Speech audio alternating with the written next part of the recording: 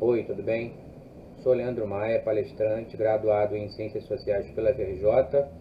Agradeço a você por estar aqui visitando meu canal. Agradeço por você estar aqui assistindo esse vídeo. E antes de falar sobre o tema do vídeo, segue a vinheta do canal. Bem-vindo ao canal do palestrante Leandro Maia.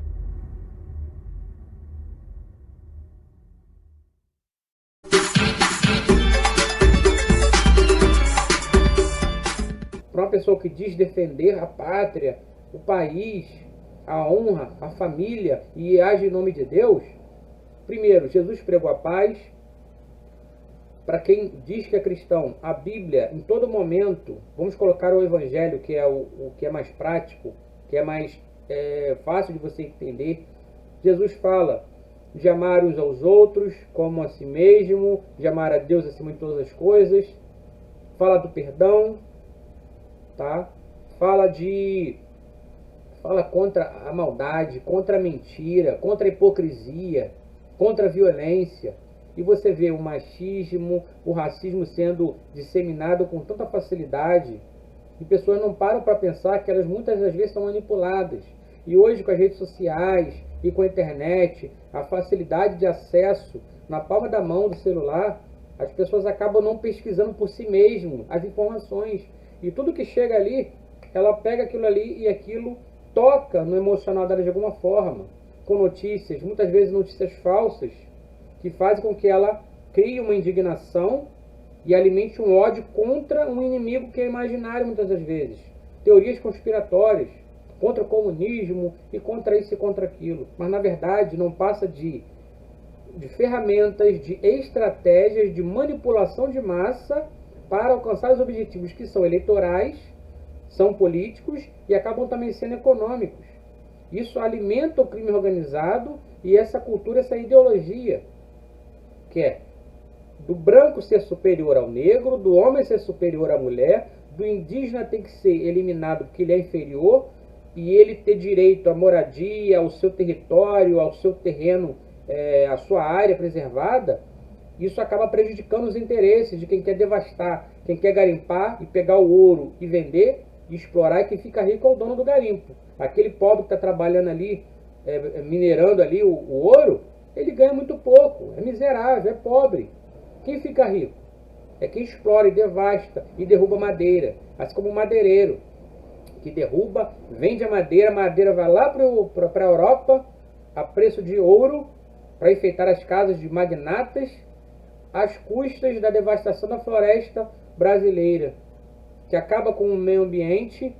E o que nós estamos vendo no planeta nos últimos tempos é cada vez mais o clima sendo alterado, com mudanças drásticas, lugares ficando muito quentes, lugares ficando muito frios, cada vez mais tempestades, chuvas torrenciais fora de época. Nós estamos vendo no Brasil ultimamente, fora da estação de chuva, fora do período do verão, chuvas muito fortes em áreas concentradas, causando prejuízos e muitas mortes, destruição, com deslizamentos, com inundações. Nós vimos no Rio de Janeiro e Petrópolis, estamos vendo agora em Pernambuco, já aconteceu na Bahia, Minas Gerais, São Paulo, cada hora num lugar diferente, porque o clima está sendo alterado pela devastação da natureza, pelo aumento da poluição, porque muitos desses que querem enriquecer, e muito disso é justo, querer ficar rico e crescer, desde que respeite o direito trabalhista, respeite as normas, tenha consciência ambiental e consciência social. Simplesmente isso, responsabilidade social. Não há problema nenhum. Agora, o lucro está acima de tudo, acima da vida humana. Não importa que você devaste a natureza, polua os rios e cause um total, uma total catástrofe natural que está acontecendo a cada dia mais. Tudo isso fruto desse capitalismo selvagem, desenfreado, e muitas das pessoas não percebem isso. Acabam sendo manipuladas pela mídia, pela informação, tá? Por comerciais e principalmente por notícias falsas, por invenções, usando nome de pessoas, imagem de pessoas, tá? Mentindo, ofendendo, manchando a imagem pública daquela pessoa, tá? Criando histórias para jogar a população contra os adversários políticos destes que têm interesses econômicos e políticos apenas como projeto de poder para dominar a população, para escravizar. Ao longo em volta do planeta, você pode pesquisar aí e você vai ver muitos países onde existe um governo autoritário que oprime a população, que a população é miserável, passa fome, não tem direito a nada, tá? E os poderosos que dominam, os governantes, acabam vivendo em palácios, em mansões. Empresários, alguns desses ficam cada vez mais ricos, acumulando riqueza, e o povo cada vez mais pobre, escravizado, sem o mínimo de dignidade, e cada vez mais pessoas morrendo. E existe uma política de morte mesmo, de eliminação. Isso é histórico. Ou seja, são vários assuntos que estão interligados, que envolvem economia, envolve questão de saúde, envolve educação, que quem tem essa ideologia de dominação, de escravidão, escravização e tudo mais, não quer um povo educado, que saiba ter um pensamento crítico para avaliar, para questionar e para fazer suas escolhas democraticamente. Estes querem dominar, querem tirar o direito da educação, do acesso à informação, do acesso ao conhecimento histórico, do acesso à reflexão, ao pensamento crítico, tá? E cortando investimentos científicos de pesquisa que podem sim ajudar a desenvolver o país. E nos últimos anos o que está acontecendo é o contrário. É retirada de recursos das áreas de saúde, de educação. A partir do momento que Temer assumiu, houve um congelamento dos investimentos públicos em saúde e educação por 20 anos. E as pessoas foram meio que anestesiadas com aquela coisa da mídia, e Lula ladrão, e PT, e esquerda. Gente, isso é muito sério. Você pode ter sua crença, sua religião, suas preferências pessoais, sua cultura. Agora, não se deixe levar por estes discursos que atendem a interesses. Eu não costumo generalizar, demonizar. Vou demonizar a Globo. Não, eu costumo separar as coisas. A própria Bíblia, já que estamos falando também de usar o nome de Deus em vão e o nome de Jesus, a Bíblia fala para você examinar tudo e reter o que é bom. Fala para você mudar a mentalidade, a forma de pensamento. Fala para não se deixar enganar. Poxa, para quem lê a Bíblia, estuda a Bíblia. É só imaginar e ver o que Jesus ensina ali. Você vai ver que o que está acontecendo é totalmente contrário aos ensinamentos. Fala-se de ódio, de morte. Fala-se contra o povo mais pobre como se eles fossem uma praga que tem que ser eliminada. Fala-se em meritocracia. Você tem que ensinar a pescar e não dar o peixe. Óbvio que é o ideal se todo mundo tivesse condições, capacidade, acesso e oportunidades para se desenvolver, para estudar, para trabalhar, para crescer, para prosperar. Mas essa não é a realidade da maioria. A maioria muito mal tem para sobreviver, muito menos uma moradia e uma condição digna de progredir de vida. Então, esse discurso é falacioso. Para quem tem todas as condições de crescer por si só, ok. E aqueles que não têm? Você vai deixar que morra na sarjeta? Essa é uma política de extermínio do mais pobre, para ter um controle social, para que haja uma dominação de um pequeno grupo lá do topo da pirâmide social, para que a escravidão até volte. O plano de muitos é que novamente seja instaurada uma escravização plena e legal, onde pessoas não vão ter mais direitos, tudo vai ser devastado e destruído às custas da exploração das pessoas. Você acha que só existe maldade ali na esquina, com um estuprador, um assassino que mata por qualquer outro tipo de razão? Não, existe um poder. E para quem fala em coisas espirituais e quer espiritualizar tudo, existe sim, eu acredito, em forças muito além da nossa compreensão. Só que justamente essas forças não são tão óbvias. Vamos colocar para simplificar essa linguagem. O diabo não chega com uma aparência já devastadora e assustadora, com chifre e dizendo que vai te destruir. Imagina se um político aparece na campanha: eu vou matar o mais pobre, eu vou destruir, eu quero que o pobre se exploda, eu tenho horror a pobre, como alguns personagens do humor brasileiro já fizeram no passado. Aquilo representa de fato o pensamento de muitos. Se ele chegar falando isso: eu quero que os negros morram, o negro é inferior ao branco, temos que voltar à escravidão, voltar à ditadura, Quem não concordar comigo, quem me criticar vai ser perseguido, vai ser preso, vai ser morto, torturado. Ele não vai aparecer falando isso, minha gente. Por acaso o psicopata que mata, que faz mal à mulher, ele já chega, quando a conhece, oi, tudo bem? Ó, eu vou planejar te maltratar, fazer você sofrer e te matando aos poucos até o momento do dia que eu vou te matar, te estrangular e etc. Ele não vai falar isso.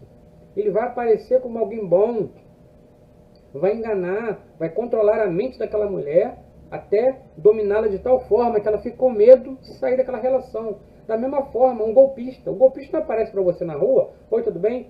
Eu tenho intenção de te dar um golpe, acho que você tem dinheiro, eu vou te enganar, vou te vender um produto que eu não vou entregar, vou pegar teu cartão, vou tirar o dinheiro da tua conta e vou te matar. Ele não vai falar isso. Ele vai te convencer, vir com a boa lábia, vai te convencer de comprar um produto, transferir o dinheiro para ele, me acompanha aqui, entra comigo ali. É isso que acontece. É o discurso demagógico, mentiroso, é o engano. É através do engano que o mal causa muito mais mal do que quando ele se apresenta já como algo negativo e algo que você já olha e já sabe que aquilo é ruim, que aquilo não pode ser bom. Então tome muito cuidado. Eu estou tentando usar várias formas aqui de me comunicar para tentar fazer isso se tornar mais simples. Se você é cristão de fato, leia a Bíblia e olha lá os evangelhos, o que Jesus prega. Você pode acreditar numa coisa e desejar que todos acreditassem no mesmo que você, mas isso não te dá o direito de ofender, humilhar, se sentir superior ao outro e muito menos de impor a sua vontade, a sua crença, a sua fé ao outro. E no caso da política, uma pessoa que é uma pessoa pública, ela governa e trabalha para o bem coletivo. Ela pensa nas leis, e nas ações, e nas medidas, e nos programas sociais, e tudo mais, nas ações, nas políticas públicas, para atender toda a população. Não se pensa na escola pública só para um determinado grupo. Ó, a escola vai ser pública, mas só para quem é crente, só para quem é cristão. Ó, vamos ter assim, vamos oferecer sim a saúde pública sim, mas só para quem professar a fé nesta mesma crença que eu tenho. Não é assim, não é assim. Olha, realmente nós vamos dar o auxílio, tá? Para quem não está com condições hoje em dia, para quem está passando dificuldade, mas só para quem é de tal religião. Só para quem assinar aqui, fizer parte desse grupo religioso. Não existe isso, não tem cabimento. Um político não governa, a sua crença, a sua espiritualidade, os seus gostos pessoais ficam de fora. Não pode ser isso imposto como regra, como lei, para dominar, para oprimir. Então é mais ou menos isso que eu estou tentando falar para você. Tome muito cuidado. Este ano, já que eu falei da Dilma, que houve impeachment injusto, Lula a mesma coisa. Foi um projeto, tá, que vendo que ele ganharia as eleições com certeza, fizeram de tudo para tirá-lo da disputa com supostas alegações de denúncia de corrupção e nada foi provado de fato, mas conseguiram fazer com que ele fosse preso sem provas, com acusações infundadas, para tirá-lo do páreo. Ele cumpriu uma pena determinada ali, hoje ele está livre, com seus direitos políticos adquiridos, internacionalmente reconhecido que aquele processo contra ele foi viciado, que o juiz era incompetente e ainda agiu fora da legalidade, fora da jurisdição, e todos os outros processos contra Lula ou foram arquivados ou simplesmente não foram levados adiante porque não tinha consistência, não tinha prova. Os únicos dois que condenaram Lula e que o levaram àquela prisão foi justamente os dois abertos em Curitiba, nos quais o ex-juiz Sérgio Moro era o juiz responsável. Que ele não agiu somente como juiz. E ele tinha interesses políticos e tanto é que depois ele assumiu o ministério no atual governo. Pense bem, olha só a falta de ética. Ainda que não houvesse um crime de fato ali, ele acaba beneficiando indiretamente um candidato que foi eleito e depois ele aceita entrar na política para fazer parte do ministério daquele presidente, daquele político, daquele candidato que ganhou a eleição. Não tem lógica, isso é antiético. Mas como ele não pensava realmente de acordo, ele acabou depois sendo retirado, assim como tantos ministros foram demitidos desse governo. Por quê? Não encaixava exatamente com a ideia do presidente, que ele é um presidente autoritário, ditador, fascista, e segundo especialistas da área da saúde mental, psiquiatras, psicólogos, que eu já assisti, já ouvi muito, e tem livros sobre isso, ele tem sim traços de um comportamento psicopata. Nem todo psicopata é assassino, homicida, estuprador. Não. Mas qual é uma característica do psicopata? Primeiro, ele nasce assim, né? Não é alguma coisa que é adquirida ao longo da vida e não tem cura. É uma disfunção, vamos chamar de disfunção algo aqui, ó, na mente, no caráter. Então essa pessoa não tem empatia, nem remorso e nem arrependimento. Isso explica esses discursos agressivos, violentos, a falta de sensibilidade com o sofrimento do povo. Sem falar nos discursos racistas, que consideram o negro é pesado em arroba. Quando foi perguntado a ele, há muito tempo atrás, repórter, né, jornalistas, antes dele ser candidato à presidência, se um filho seu, por acaso, se casar com uma mulher negra, tem declarações, é só você pesquisar. Ele disse que isso não aconteceria porque os filhos dele foram bem educados. Ou seja, para ele, um homem branco se relaciona com uma negra é porque foi mal educado. Perguntaram a ele se o filho dele fosse homossexual. Ele disse que preferiria um filho bandido do que gay. Sem falar que ele desrespeitou uma própria colega, que era deputada federal também. Prefiro não repetir as palavras, né? Ele fez uma ofensa contra a honra dela e ainda disse que não a estuprava porque ela não merecia. Veja bem, como pode um homem passar pela cabeça que alguma mulher mereceria ser estuprada? Isso só revela um pouquinho da personalidade dele. Ele falou, já declarou, é só você procurar vídeo, que o pobre só serve para votar, que o pobre tem muito filho e teria que ser esterilizado, porque a pessoa que tem mais inteligência e capacidade geralmente tem pouco filho, mas ele era uma exceção, ou seja, ele tem um monte de filho, mas ele foge à regra. Ou seja, que a mulher tem que receber menos do que o homem mesmo, porque a mulher fica grávida, então ela não é tão útil ao capital, ao empresariado, então a mulher dá prejuízo, e por aí vai. É só você pesquisar e correr atrás que você vai ver as falas. É só você ouvir o que ele mesmo fala, não é o que eu digo, não precisa nem se basear em matéria, reportagem, livro. Se você simplesmente pesquisar os vídeos onde ele mesmo fala certas coisas, sem montagem, coisas mais antigas, você vai tirar sua conclusão por ali, dizendo que no Brasil o voto não resolveria nada, tinha que ter apenas uma guerra civil para matar 30 mil e voltar à ditadura. Ele apoia a tortura. Para ele, a tortura é algo que pode ser aplicado para você conseguir o resultado de uma confissão de alguém, você tortura a pessoa. E ele também não é contra a milícia não, tá? Ele fala do tráfico, mas ele fala contra o crime no sentido do pobre preto que é assaltante ali. Mas a milícia ele defende. Por quê? Atende os interesses dele e com certeza ele tem o mesmo pensamento. Para ele, um homem estar armado, controlar um bairro e pegar, cobrar das pessoas ali uma taxa para manutenção, para o comércio, para dar segurança, impor aquela dominação naquele território onde todos são obrigados a comprar o gás do grupo miliciano, comprar a internet, enfim, todo o serviço de água e tudo mais, as pessoas são obrigadas a comprar com o grupo. Nós estamos no Rio de Janeiro, não estou falando novidade para ninguém. Quantos moram em áreas dominadas pelo tráfico, às vezes, e outras horas pela milícia? E tem regiões que tráfico e milícia são parceiros. Divide ali o lucro, divide o território, cada um na sua. E todo mundo ganhando. E quem sofre é o povo trabalhador. Eu vou finalizar com algo que é bem polêmico, é algo bem... Em 2009, eu tive um insight, uma ideia, um pensamento muito doido, que eu cheguei a pensar em escrever um livro sobre isso e compartilhei com uma pessoa na época. E pouco tempo depois, algo parecido com a minha ideia se realizou. Eu vou falar o que foi. Eu pensei assim, as pessoas sofrem com violência em comunidades, em favelas e tudo mais.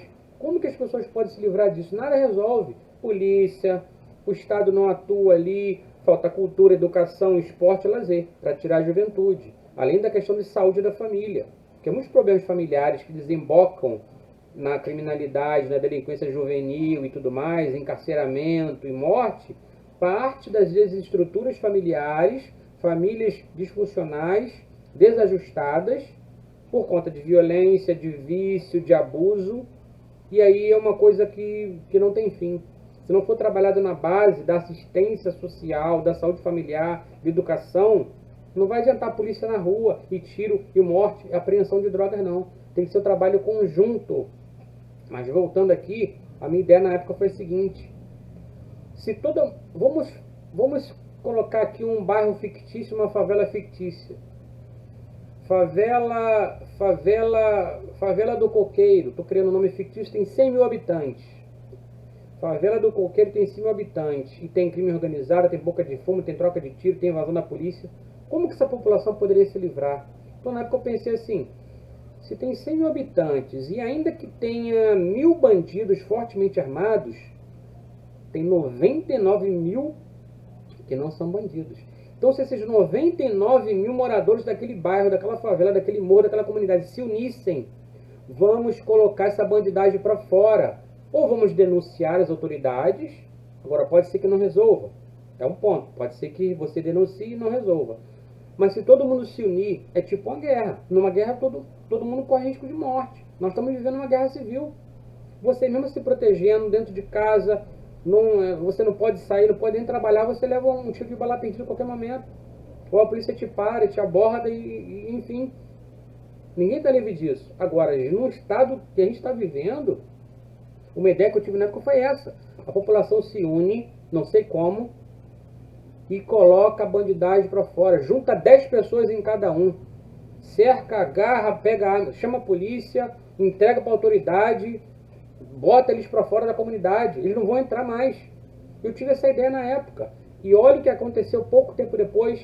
A operação no Complexo do Alemão, onde pelo menos por um tempo, supostamente, houve uma paz.